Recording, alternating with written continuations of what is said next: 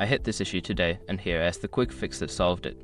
If your payment isn't going through on Fidelity, follow these steps to troubleshoot and resolve the problem. Step 1. Check your payment method. Ensure that the payment method you are using is valid and has sufficient funds.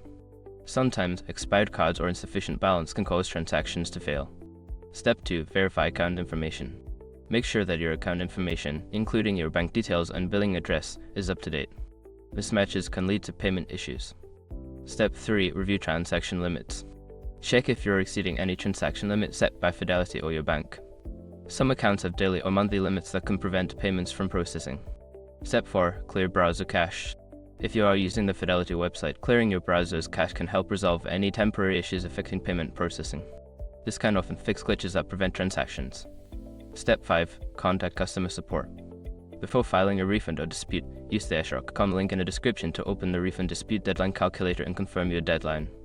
If you follow these steps, you should be able to resolve the payment issue quickly. Don't hesitate to reach out for help if you need it.